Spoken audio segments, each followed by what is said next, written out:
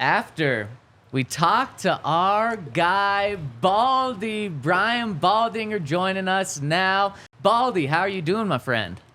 Hey, I'm good, guys. I'm digesting this news that broke today about OJ. So just Yeah. trying to, reminiscing about white Broncos and everything else that we went through last day. So just where were we, what we were doing, all that kind of stuff. But yeah, but I'm good, man. We're a fortnight, to use a literature term, fortnight away from this draft. So I'm just trying to do as much studying as I possibly can right now. Well, no one does more studying than you. And you're also, of course, the offensive line mastermind. And I want to start there. When it comes to this draft and offensive linemen, the Broncos don't need an offensive lineman. But is there someone in this draft, maybe a Joe Alt, where if he were to fall to 12, that the Broncos would just have to draft because he's too good, and then you move on from Garrett Bowles or something like that? Or does it not make any sense in the Broncos' perspective? I think look, it would be hard to pass on Joe Alt, to be honest with you, if he was there at 12, unless the Broncos have other ideas about what their bigger need is. There is not a big need, but he's a great talent, and he's going to be a good pro. I knew his dad real good. My brother, Richard, played with his dad in Kansas City for a long time. I feel like I know the family a long time. You can't go wrong. But it's just not that big of a need, and this is a team that has all kinds of holes and needs. So it would be hard to pass them up, but it would be hard to take, considering all the other things that they need on this team. The Broncos added a few offensive linemen. They aren't necessarily all starters. I know Sam Mustipher started quite a few games for the Bears. They also had Calvin Throckmorton and Matt Pert. I'm curious what you think of those guys, and if those are good additions that we could be seeing on the field. Matt Parrott came out of Connecticut. He's enormously got, he looks like he's 7 feet tall when you see him. He's big, tall. He's got long arms. I don't think he really developed much with the Giants, but, all they did was change offensive line coaches every year. So I don't know what kind of development's fair. He played right side, left side. Throckmorton has been in New Orleans where Sean knows him, and he's been a swing guy. He could play inside, he could play outside. So Sean knows who he is. It's not a surprise that he's there. And Mustipher's been a good player, been a quality player in Chicago at Garden Center. So you got some depth on that offensive line. I believe they need a center. And, center is a position where there's a lot to choose from in this draft. I think there's some really good centers, maybe as many as 3 starting centers in this draft. So we talked about holes. You talked about holes, and there's quite a few on this Broncos roster. And there's a couple names and a couple positions that have constantly been brought up as the Broncos pick. One being quarterback, J.J. McCarthy. 2 being tight end, Brock Bowers. 3 being maybe edge, like a Jared Verse. If those 3 guys are sitting on the board at 12, Brock Bowers, J.J. McCarthy, and Jared Verse, who do you think the Broncos should select? I think Jared Verse, you could plug and play him right now, and you're going to get a good defensive end. He looks like he's ready to play and contribute, and that's a position of need after some of the mistakes that they made, Randy Gregory, whatever all the mistakes they've made. But I would say Jared Verse you could plug and play. I don't dislike J.J. McCarthy. It's just that in this draft process, I don't care if you're Caleb Williams or Jayden Daniels or Drake Maye or any other year. The number 1 draft picks quarterbacks just get dragged through the mud, and you try to find as many holes in them as you can. And that's just part of the process. So with this J.J. McCarthy, I haven't seen anybody find holes in his game. And I go, well, what if you put J.J. McCarthy in Michael Penix Jr.'s offense at University of Washington? Would Washington be 14-0 and playing for a national championship? I don't think so. I don't think he could execute that offense the way Penix did. And I'm not saying Michael Penix Jr. is a better quarterback. I'm just saying in a deep ball passing offense that was predicated on that, I don't believe J.J. McCarthy would be successful. But that would be me trying to find something to say, this is not going to work. Or this is, because there's just very little to really take apart on him with. Now, maybe Sean sees something that says, this is the next Drew Brees or whatever. Sean's going to look at this whole process differently than probably everybody else that needs a quarterback. So that's kind of what he has always been. He's been a quarterback coach, Philadelphia, the New York Giants, Dallas, head coach New Orleans. He's been a quarterback coach. That's kind of what he does. And he fixes the quarterback, and when he does that, he fixes the offense. So he sees JJ probably differently than I do, but I just can't imagine an offense that is so run heavy like Michigan's was, which would help allow him to be successful and win so many games. It's a really good point, Baldy. And when we look at this quarterback class, we need to view it through a Sean Payton lens, or what we think Sean Payton would view these guys. So who do you think is a Sean Payton quarterback? It can be one guy, it can be all six of them. Who do you think is a Sean Payton quarterback in this draft? Well, it's going to have to be somebody that is, going to be a gym rat. Like he's not going to turn the lights off at night until he totally understands the game plan, all the nuance of the game plan. He's going to have to be very accurate with the football, because there's going to be a lot of swing passes to your running back, and the little high-low reads to the weak side, all the things that Sean likes to do. And you got to put the ball right in the right spot. You're going to throw to a guy like Michael Thomas back in the day in New Orleans, where he's like his Twitter handle says, you can't guard Mike because the ball is so accurately thrown. And then you're going to have to know everything about everything, where you're going to call the run game at the line of scrimmage based on what the defense is showing you. And so you're going to have all these components to you. And the one guy that has those components, they can't draft, because that's Caleb Williams. And so that's the one guy to me that has all the things that Sean's looking for. And they're not going to have a chance to get him. Yeah, that's interesting. I'm curious. We talk about a bunch of the positions we think the Broncos could draft, but we rarely bring up the running backs, because it feels like with Javonte Williams, you kind of have like your number one. You've got Samaje, who's coming off the most productive season of his career since he was a rookie in terms of just yards from scrimmage. And then Jaleel has some burst. At the same time, though, they didn't have a super productive running game last year. So do you think that maybe we're overrating that running back room a little bit, and a running back could be in play?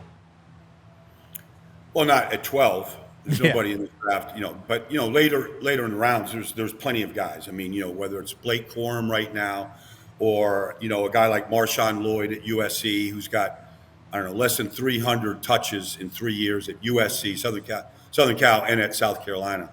Isaac Garendo at Louisville. I mean, you could just go through these guys. I mean, I think you could find productive running backs, throughout the draft, but especially in the middle rounds, third, fourth round.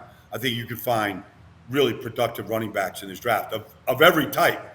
Whether you want, a Dylan, Loeb out of, New Hampshire that is a great receiver out of the backfield. Like, there's just so many different types. But, just like they found Jaleel McLaughlin last year, I just think you could find running backs just about anywhere that, that have productive value to your team. We've been talking through the draft, and there's been a lot of talk about the Broncos' position at 12 and whether they trade up or trade back. We know that historically, Sean has liked to trade up in the draft, and when George was at the Vikings, he liked to trade back in the draft. Do you see any scenarios where trading back would be a smart decision for the Broncos, or are they lacking too much star power and star athletes to where they need to stay at 12 or move up? Well, you saw this last year with Sean. I think the last position that Sean's trying to fill is wide receiver. I think he feels like he can get wide. If your quarterback is good, he's going to make your wide receiver class. And, that's what they did. I think Drew threw touchdown passes to 70 different players in his time there. And then a guy like Lance Moore would leave New Orleans, go someplace else. He'd just disappear. And so I feel like if he gets the right quarterback, I don't think it's Jarrett Stidham right now, and nothing against Jarrett, but I don't think he's the guy long term. I think they're in the market for a quarterback. And I think once they get that, the star power will be a result of your quarterback in Sean's eyes. Now, you need defensives. Like Marshawn Lattimore came into New Orleans, and the defense improved right away. They had a guy that could line up on Mike Evans and take him out of the game, line up on your number one wide receiver and limit the catches.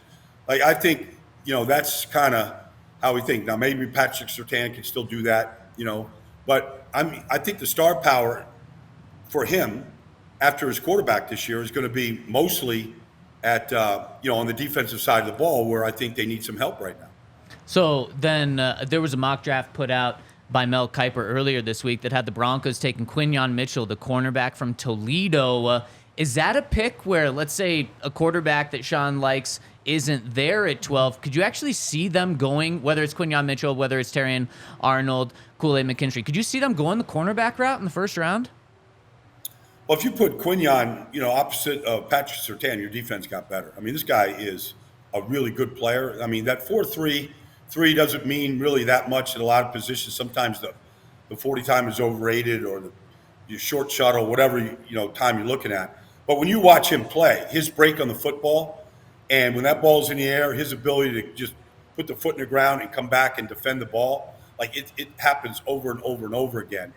And if you're going up against the Chiefs now, and you're going up against Chargers, whatever, you're gonna have a much better chance of defending Devontae, defending those receivers with the Raiders, if you have a corner of that caliber opposite of Patrick Surtain. Now, it seems like if they do go defense, I'm curious if you think the same thing, but it's got to be a corner and edge rusher. Just looking at all the players on the board, which position do you think makes more sense? Because obviously you already have Pat Surtain, so you could pair another corner there. You could also add an edge rusher, make things a little bit easier for Pat.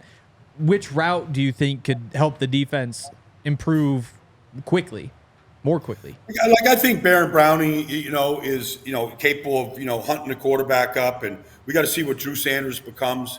At inside linebacker, they lost Josie Jewell. Maybe he just steps into that role.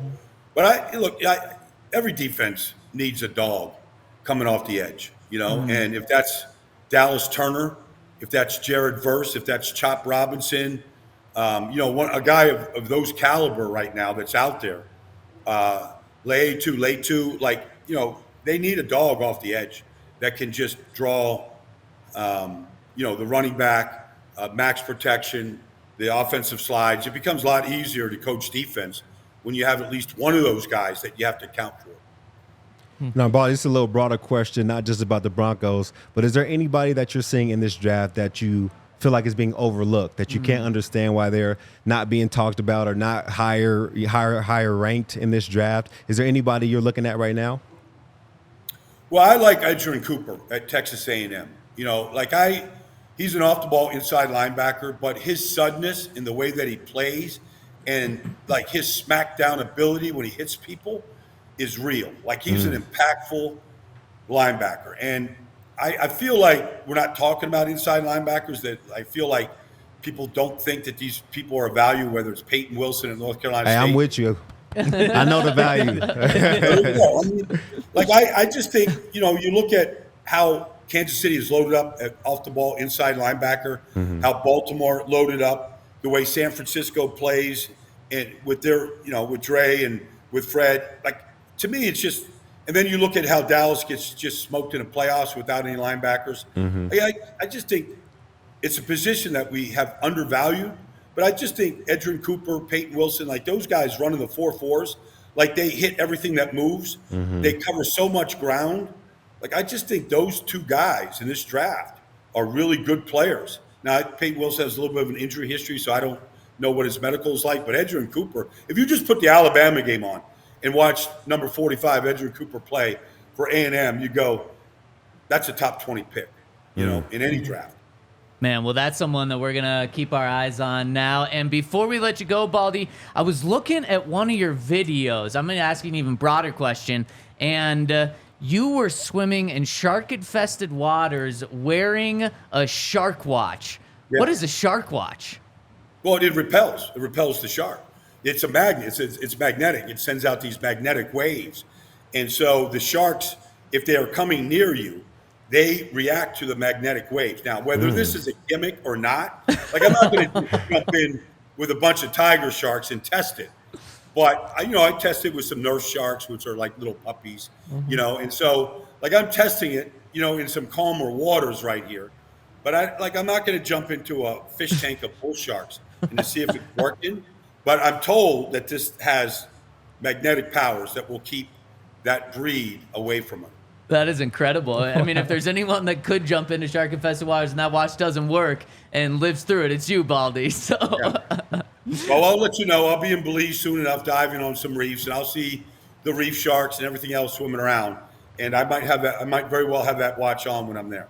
incredible. We'll need that update, and we always love checking in with you. Thank you so much for joining us, Baldy. You got it, man. Getting close. We're getting close, 2 weeks away, and man, Brian Baldinger brings it every single week.